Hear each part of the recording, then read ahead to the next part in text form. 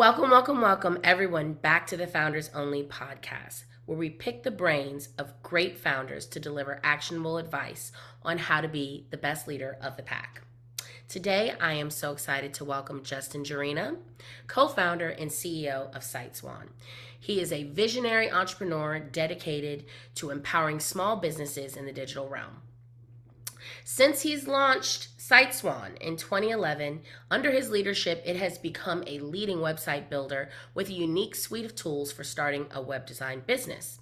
Outside of his role at SiteSwan, Justin advocates for entrepreneurship and regularly shares his insights at industry events and conferences. Welcome. Thank you so much, Mia. Pleasure to be here. Awesome. So let's just jump right in and tell me how you started SiteSwan. Tell me the story of how you became the founder of SiteSwan. All right, well, it's kind of a long story, but I'll start with where I was when I first became, I guess, an entrepreneur, and that was in college. One of the biggest issues college students face are the expensive textbooks and their inability to resell those textbooks.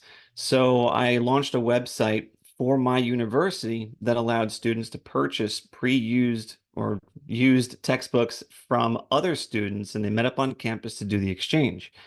So we developed a platform that allowed students to list their books online, determine a price, and then schedule a time to meet up. And it helped save students a lot of money and also help students earn a little couple extra bucks toward their next purchases for textbooks. From there, I met my business partner in a business law class, and we hit it off right away. Being on Long Island in New York, one of the biggest expectations, and also one of the things that no one looks forward to, is having to travel into New York City every single day to work.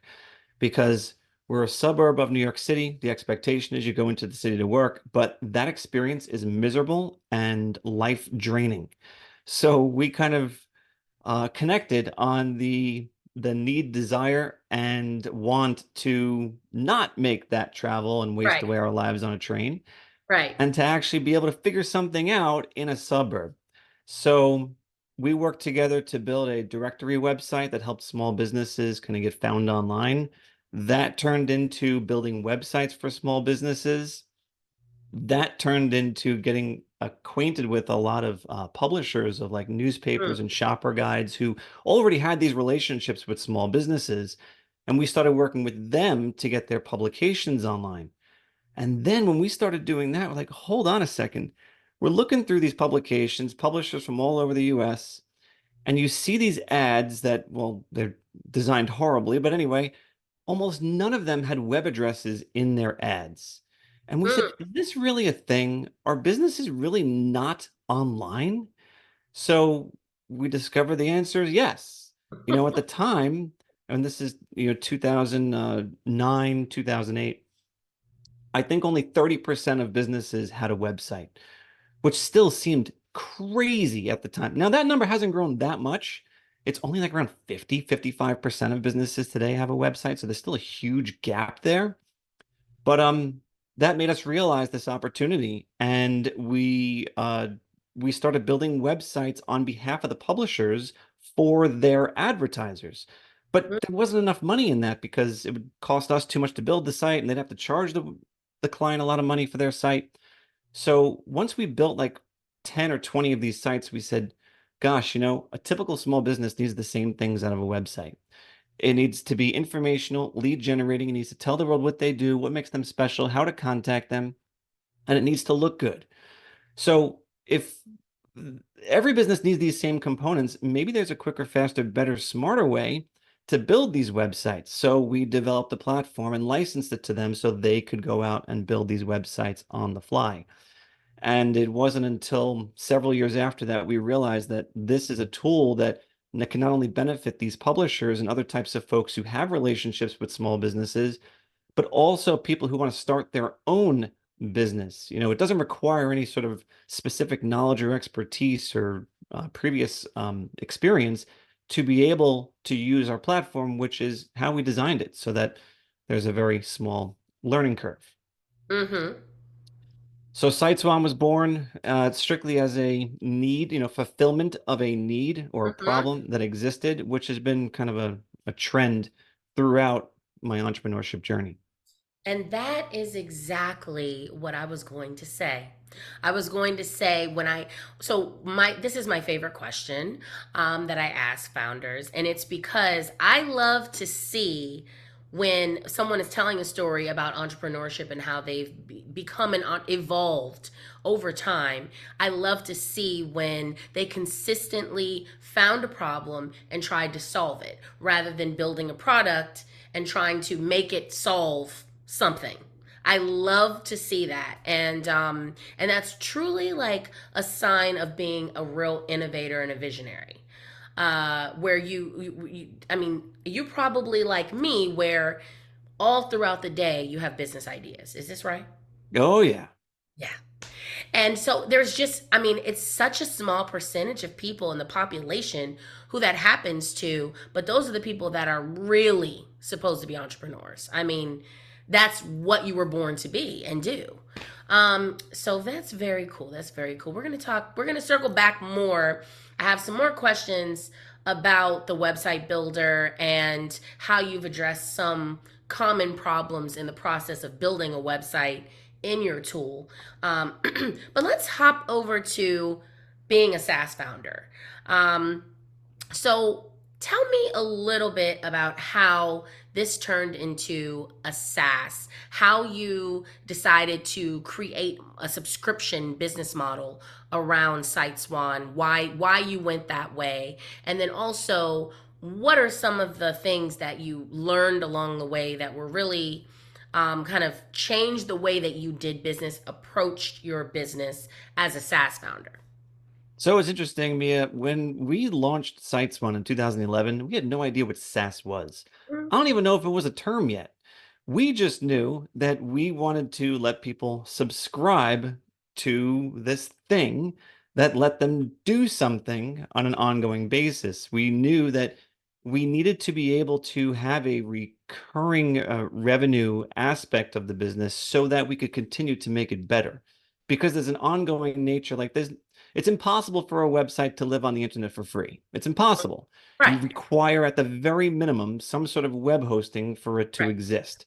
right. So it wouldn't be possible for us to issue some sort of one-time license or whatever it is for this service. So it just made sense to us. So we didn't realize that we were even doing this. But when we talk about lessons that we've learned, that is the number one lesson is the recurring revenue.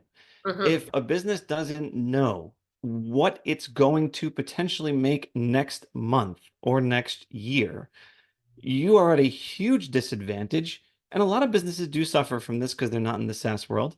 But having a subscription nature to your business is what's going to prove its sustainability. Right. So we never wanted to, and I don't think I speak for my co-founder and myself. We'll never get into a business that doesn't have a recurring revenue model to it, because that's, in our opinion, the only way to thrive. Once you go SaaS, you don't go back. Once you go to that subscription recurring model, you cannot go backwards to a one time per project. You're You right. can't go back to that. You can't. You're right. And I'll deal with the drama like with retention, which is another lesson we've learned. You know, we'll deal with that. Yes, you've got to up your support. Yes, you've got to really tend to your clients with vigor. Yes, you've got to make sure that they're getting what it is that you promised they would get if they signed up with you. You got to go above and beyond creating the material that's going to help them thrive. The support center, be able to answer the phone, answer emails in a timely fashion, show that you care. But those are very small, I don't want to call them drawbacks, but very small costs associated with having a recurring revenue business model. The other thing too that sticks out at me when you ask me that question is don't think that you have to have everything perfect before you release it.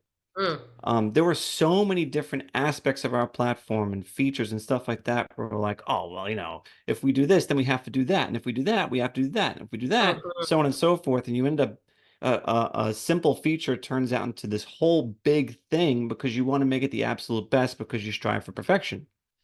But the reality is So that if you can release what's called an MVP, a minimum right, viable product, put it right. out there, prove that people need it and use it and want it, and let them ask for the other stuff that you think that they are going to need.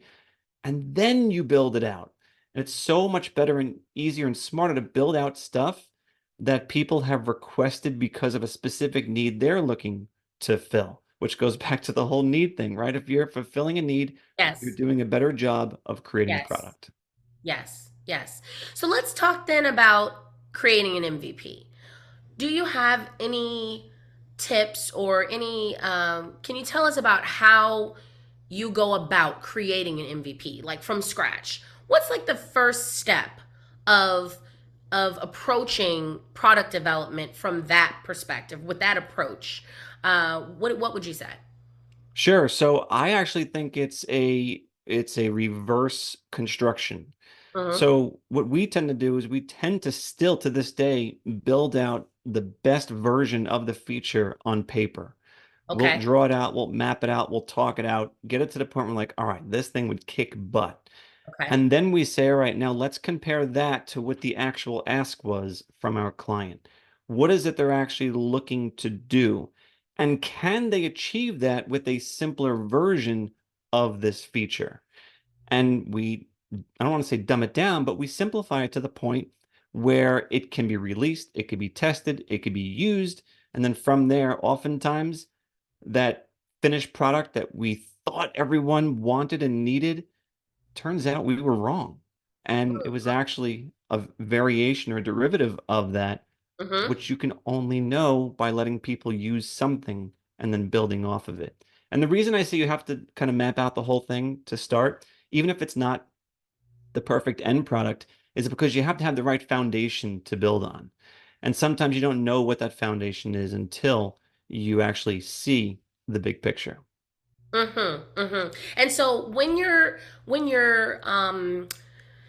coming up with the initial kind of feature, the problem that you're solving with that initial feature, and you say, okay, we're going to build an MVP for this. Um, is there any tool or is there anything that you're using internally to kind of rank the requests from your customers to determine where you're going to focus your energy next? Or how do you decide, okay, we know that 25 customers have asked for this one feature, but maybe only 20 have asked for this other feature. So we're going to approach or work on the first one first. Do you use anything to kind of count that or rank those so that you know what your next iteration is going to be? We used to. There's a product that I'm forgetting the name of right now. I think it's called Product Board. That's what it is. Uh-huh. Yes, I think Product you're. Board. Yes. Very good stuff. However, we actually moved away from that and just to a spreadsheet Uh-huh. that our lead on customer support will Okay. manage. So Got every it. single request for a feature, even if it's not like a, hey, you guys need to do this, Right. we'll still interpret what it is someone may be trying to do or wanting to do as a Mm-hmm. feature request and add it to the list if it Mm-hmm. cannot be efficiently, sufficiently done with the tools that we already provide. Mm-hmm. So that is a document that we as a team look at every single week to Okay. make sure that we are moving toward where people need us to go. And as a real quick example, there's something that we just released called brand colors. Mm-hmm. So what it allows someone to do is when they're building a site, they can with one click change every instance of, say, the default red color to green so that it better matches the client's green logo, for example. One click changes every instance of that color to a different color and allows you to completely change the look and feel of the site. That was something that was requested dozens of times, Mm-hmm. and it rose to the top of the list as a result, and we acted upon it. And holy cow, the feedback that we got when we launched that was wonderful because people are like, yes, this is what I wanted. And because we were able to ask so many people more details about what they wanted, we were able to make sure that we actually gave them something they could actually use. Awesome. Awesome. Awesome. Okay. So, what is one book or podcast or resource or tool that has really impacted your journey as an entrepreneur and has changed your mindset? Okay, that's a great question. I am thinking I am thinking of a book by someone who I discovered on, I think, TikTok and Instagram. His name is Alex Harmozy, and he his videos and his stuff really spoke to my partner and I with his ingenuity behind the way he approached customer problems, solving for them, and also making very appealing offers. And he put out a book called $100 Million Offers that we basically studied. Now, what's interesting about it is that I wish I had seen that book 8 or 10 years ago, and I wish it was out 8 or 10 years ago, because we have done some of the things Mm-hmm. by trial and error and mistakes made. Mm-hmm. We've figured out some of the things that he clearly lays out. And like Mm-hmm. he mentioned several times in interviews and in the book itself that it's taken him, 8, 10, 12 years to figure out some of the stuff that he's putting out there. I 100% believe it, Yes, because there are some items totally. like working on a regular cadence with your promotions and having that structured in a certain way where you can kind of clean out your list, so to speak, of people who are likely to buy Mm-hmm. with an offer, as he says, so good they feel stupid saying no to. Right. And I think for anyone who's looking to start any type of business, that's a really great book to study. And I mean study, because you can take a lot from it, take notes from it, and apply the stuff directly to your business instantly. I personally love the way that Alex writes. Yeah. Um, he dumbs things down. Yeah. If you read it and think to yourself, you just think, duh. It's just like, I totally understand what you mean. When I have not finished that book, but I have it, and I started reading it when I first got it, but I never finished it because I was reading it and I was like, I know all this stuff. This is but I totally agree with you that if someone if someone either doesn't know the information in that book or hasn't fully integrated it in a systematic way in their business, then I really think that not only does he explain things in such a simplified way and very actionable, that you can just kind of literally be like, create a checklist from a chapter and just, implement it into your business. So I definitely would say it's one of them. Now, none of the other guests have called out that book, but I know that many of our guests love that book and have read that book. So totally understand why you picked that one. And is the other one, $100 Million Leads? He has it's a three-part series. You want me to send this to you? I have 3 copies. Oh yes. All I right. would love it. I would love it. I think the only one I have is the offers one. The third one I don't think has come out. No, not yet. Okay. Okay. And see, I even love his promotional strategy, which is irrelevant to this conversation. So we're not going to deep dive into it, but I love his promotional strategy for his books. I Yeah. just love it. So excellent, excellent recommendation. So let's pivot now to what are some of the ways that clearly you have a background in understanding marketing, understanding kind of the key things that you need to do for promotions, as we just talked about, but what are some of the ways that you have found most beneficial, most effective, most profitable, highest return on investment tactics to generate more brand awareness and more leads and more conversions for SiteSwan? Good question. So, one of the things that's interesting about our business is that we're a website builder, Mhm. and we help agencies, entrepreneurs, individuals start their own web design business using our platform. We have all the tools built in. But we don't compete with other website builders. Mm. So so what we did was we focused on people who wanted to start their own business, but felt that buying a franchise is too expensive, didn't know exactly what they wanted to do, kind of wanted the advice and assistance of being told what to do, wanted the tools and everything, but didn't have the huge budget to invest in, like I said, a franchise or buying and acquiring an existing business. So we have really focused a lot of our energy on this, what we call the entrepreneur market, people who want to or are starting their own business. And we've been successful with establishing a strong brand and awareness and leads because we were able to clearly identify who we could sell to Mhm. and get in front of exactly where they're looking. The interesting thing about how we refer to a large portion of our clients as entrepreneurs, most people might not classify themselves as entrepreneurs, but everyone's got that kind of entrepreneurial kind of itch that they need to scratch, right? Even if, as you stated earlier, you might not be a typical entrepreneur, you're always thinking of new ideas and have a book full of them, which I'm sure you do. Everyone kind of also does want like that extra income on the side, like to pay for their car with this side business or to, get their mortgage paid with it. Everyone has that need and that want. So what was interesting about our clientele is that they're everywhere and also nowhere. Like it's so difficult to identify exactly what or how our clients look. The ages vary, races vary, income levels vary, everything varies, locations vary. But the one thing we found where they tend to congregate is an area where opportunities to start your own business or buy a business are, because that's where their minds kind of coalesce. So, thankfully, we've been able to figure that out relatively early on and have been able to establish a good foothold there.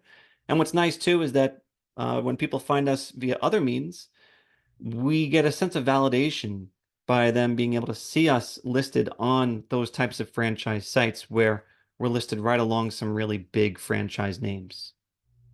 So, how have you? So you said that SiteSwan does not compete with other website builders, and I think I know why you said that. But I'd like to hear a little bit more. Why do you not compete with other website builders? What is unique about the product that you've created that really makes it stand out? And I think that what I'm looking for is, you know, if you are giving someone the tools to start their own business, then it's going to be a lot more than a technical product that just simply uh, allows them to build a website and change colors and put a logo and that kind of thing. So tell me a little bit more about the feature set and what's included in being a subscriber of SiteSwan that helps someone get from just building a website to really building a business around website development and building websites. Yeah, that's been many years in the making because you could build a website in a bunch of different ways. There are softwares out there, there are platforms for it. You can hard code it yourself. You can host it in a number of different places. You have lots of options. But if you want to build a business, creating websites for small businesses, which honestly is the best segment of the web design industry, is building for small businesses because there's so many and they're everywhere and they pay well and all this stuff. It's very scalable. You need so much more than a tool. What you need is the training. What you need is the ability to find leads.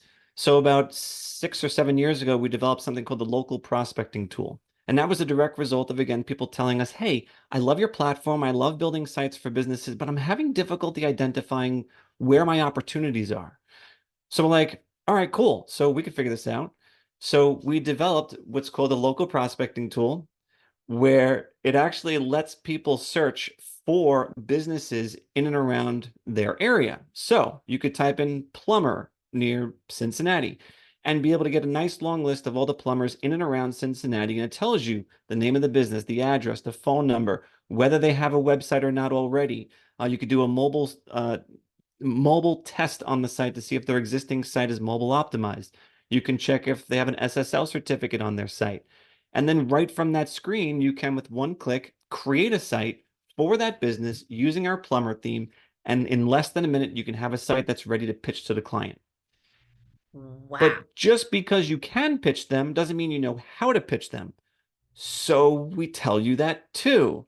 So we give you an exact script of what to say to get someone on the phone, how best to get past the gatekeeper, We'll tell you, we'll give you the collateral, the actual marketing material that you can use to get your name out in your neighborhood.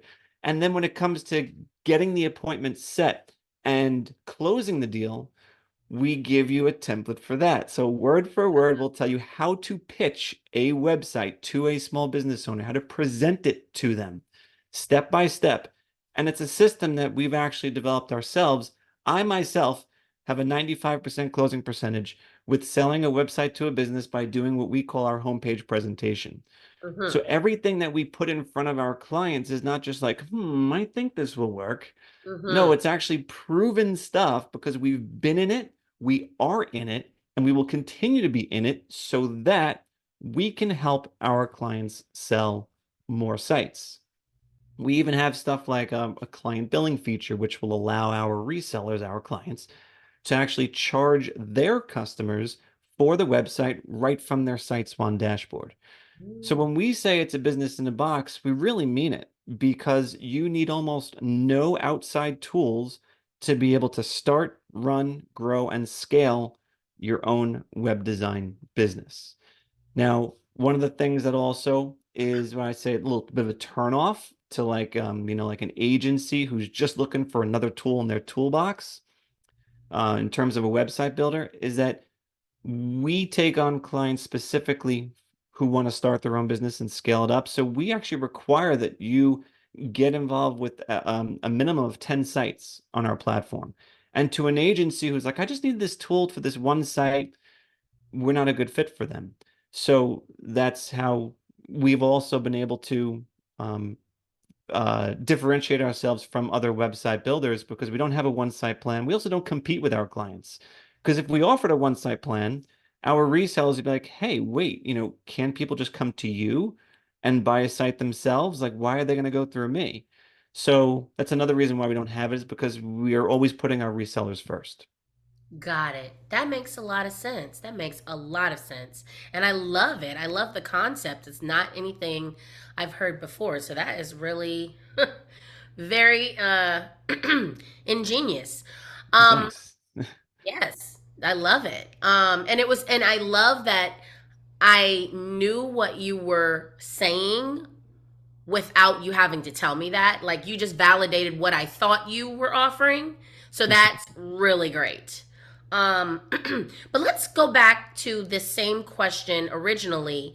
Tell me about some of the channels that have been helpful for you tactically to build brand awareness. So you said that people who are interested in building a or starting a home-based business or a side hustle, potentially even larger than that, are just interested in starting a business as an entrepreneur and don't want to purchase a franchise. How are you finding those people online? Where are you finding them online? How did you identify a channel, test it, and actually say, you know what, this is where we're finding our best customers? Great question. So we through our various relationships with our website clients, because we prior to well at all times, we've always been continuing to serve businesses through our separate agency channel to businesses locally. So we make sure that everything that's on our platform is usable by our resellers and is perfect for the small business owner. That's a really important thing that we've realized we have to maintain. And in one of our relationships, it was brought to our attention that they were in a space that was in the franchise space. They were helping folks start I think it was some sort of coffee business or something like that. And they said to us, we said to me, said, Justin, I really feel like some of the people who I talk to on a regular basis who are looking to start a coffee business could really benefit from maybe actually signing up for a service like yours. They don't want to go out there and sell coffee. They don't want to they don't even like the taste of coffee, but they want something that's low cost, they could do from home, that they don't have to make a big investment in. So we actually got a little bit of encouragement from an existing client who was in that space and knew it. And the only way you can have those conversations is if you're networking and talking to others. You know, I think it's super important, no matter what business you're in, even if you're not in a business, talk to as many people as possible, interact with them, see what you can learn from them, see what you can give to others as well. And I think you'll be really surprised with how much you can learn as a result. So specifically, I'll mention one site that I think was the very first site we ever advertised on was called businessopportunity.com, I believe.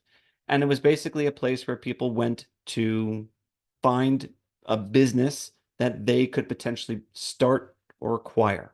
And from there, we could then advertise on there. They could see us and realize, oh, wait, there is a better, smarter, faster, easier, cheaper way to start a business.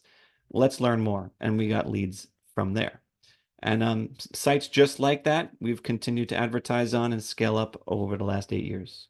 Got it. Okay. So yeah, I was looking I mean, thanks for sharing that specific one, but I was looking for an answer to say something like we are present on several different websites that target this audience as like a marketplace for franchise and business opportunities, and we advertise there. And so, You said that's that a what. lot better than I did. Yeah. Well, so I I was not I didn't understand. I mean, I think you kind of alluded to that earlier, but I didn't really quite understand that's what you meant. I'm Do you interested. want me to restate it? No. Okay. I'm wondering though why, because I know, when I'm on YouTube often, I see so many influencers, YouTube creators that have kind of really honed in on this niche of home-based business ideas and tips, I guess. And they're killing it from what I see. Not only are they offering ideas and getting the views, but they're also getting the ad revenue from being a YouTube creator that is on a channel that's getting so many views. And so I'm wondering, have you considered that as a channel? I know that um, because you are very specifically focused on your product, you wouldn't exactly go about it the same way because you're not going to be telling them to start this home based business or that. You're going to be focused on this, but I wonder if, um, there could be like a, a, what's the word I'm looking for? A playlist that you could create on YouTube that is highly optimized from a search engine perspective to get the viewership of that, or to get views from that viewership, but only focus on web design. Does that make sense? Yes. Can you run that campaign for us? It's exactly. Sure, we run that campaign for you. But I think that is like really low hanging fruit, honestly. Like I mean, I think that that would just give you so much reach, so much more reach, than being it would just give you more reach than what you're currently doing, which is super targeted, and I'm sure it works because you're literally where people who are focused on achieving that one goal of finding an opportunity and starting an opportunity or starting a business from an opportunity. I mean, I'm sure that's great, but just in terms of diversification and really getting that significant reach, I think that a YouTube channel would be really, really great. You're Okay. right. Not only starting one, but also advertising on one. Don't forget YouTube advertising is huge, right? Totally. You could sponsor one of those big YouTube creators chat episode and have it be focused on web design opportunities, but you're the sponsor, and so you're the main one that's remembered from that episode. That would be huge. Yeah, the idea of working from home, starting your own business, that all kind of got big during the pandemic. Right. So, and it can really carried over. And it just as the pandemic seemed to be wrapping up is when everyone kind of realized, holy cow, there is really an opportunity to speak to people who understand and appreciate how important it is and how attractive it is to work from home primarily and not have to travel in and out of an office every day and things like that. And yeah, it did kind of spawn this whole huge audience of people who want to learn more about that. And of course, the creators who said, I have ideas on this. Let me put them out there to the world. You're 100% right. Okay. So, have you achieved product market fit with SiteSwan? Yeah, I think we have, especially for people who are looking to start their own business, particularly, regardless of what type it is, they kind of have the same needs. They want something that's affordable. They want something that's easy to do, doesn't require prior experience, flexibility in working hours, as well as time commitment. And since we give them everything they need, including the leads, the marketing, one of the big things that we do is we offer all of our clients a marketing website. So basically, as soon as they get started with us, we give them a site that they can use to tell the world that they now sell websites. And that was something we didn't always do. And it seems very logical now, but something we didn't always do. So now we build that for them automatically, drop it into their account. They can customize if they want to it, their brand logos, colors, fonts, etc. And now within minutes, they can tell the world, I have a web design agency. And those are the types of things that really fit very nicely into the needs that our clients are looking for. Hmm. Hmm. Okay. So what is the number one challenge that you faced as a founder? And you have, this long history of being an entrepreneur and a founder and an innovator. So what do you think is um, the number one lesson that really you just, man, I wish I would have known this going into all of these businesses that I've started over time. Like, if I knew this when I started, what would it how it would have changed your whole trajectory and getting to where you are today. You can't do it all yourself. That's the number one challenge and the number one thing I wish I knew earlier. It was just my co-founder and myself for the longest time. And we wore all the hats. And it was very difficult to be productive with the things that actually move the needle if you're doing everything. So being able to relinquish control and trust others to take on the responsibilities that we had and let them take ownership of it has been something I wished we did a long, long time ago. And we've had a decent sized team for a while, but shoot, the more that we could have gotten assistance with things that other people can really specialize in, the faster we would have been able to grow. So I think every founder has this problem at some point or another.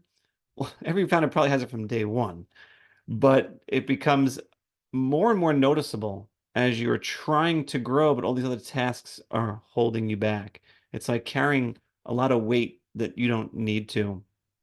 And once we have started to get the help that we need, it's been tremendous. Hmm. I agree. So delegation and being able to relinquish control and being able to trust others to do what their area of expertise is and be accountable for those things. I love it. I love it. Yep. So where can people find SiteSwan and you on social and online? Yeah, so people can go to siteswan.com, find us on Facebook. We're SiteSwan there. Instagram, same thing, SiteSwan, and TikTok as well. I don't have a big personal presence online, but I do put out a lot of the videos and things that we share on our social platforms through the SiteSwan brand. Awesome, awesome, awesome. Well, thank you so much, everyone, for joining us today and for this enlightening conversation with Justin. And we'll see you in the next episode. Ciao.